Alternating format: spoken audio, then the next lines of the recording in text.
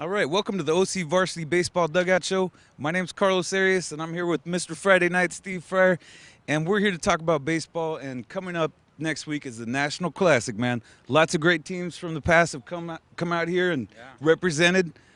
Break it down. Well, we had many years ago, Alex Rodriguez played in this thing. We had some great players and great teams since.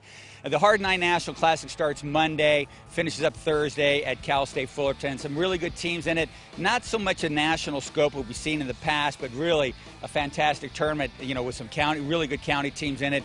El Toro's there with their great pitching combination of Chase and Ford and Tyler Brashears. And you got to have pitching, in a 4-game tournament, and they've got it loaded up, man.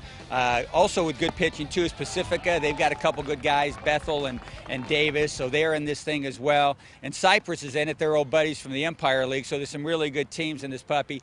And also we've got the old host schools who are always in this thing, El Dorado and Esperanza. Esperanza off to a great start, undefeated so far in the Century League, and we'll see what they can do. They got to the championship game of the National Classic last year. Then from out of town, not so far out of town, Chaminade of West Hills is in this one.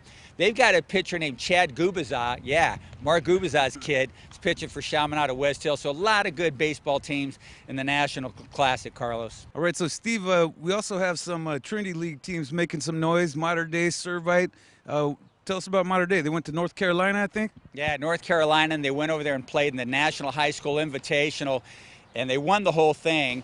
En route to winning, they beat the #1 team in the United States of America, and they also beat the #2 team in the United States of America on their way to winning the National High School Invitational. I like that it's the United States of America. Good job of making sure that people know that. Like in Team America, 3,000 miles from the real America. Gotcha. But here's what happened. They played really well. Ryan Barr had some great, some clutch hits in this thing. Ty Moore, of course, came up big. 2-0 was our athlete of the week, and they did quite well on that thing as well.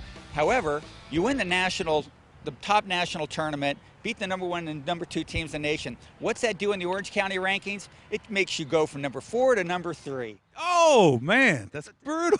Tough crowd, huh?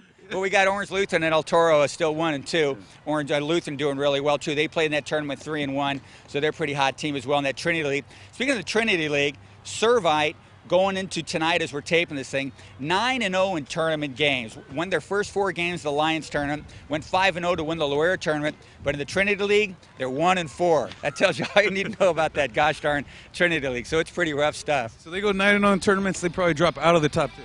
They're not in the top 10, Carlos, but we'll see what happens next week. All right.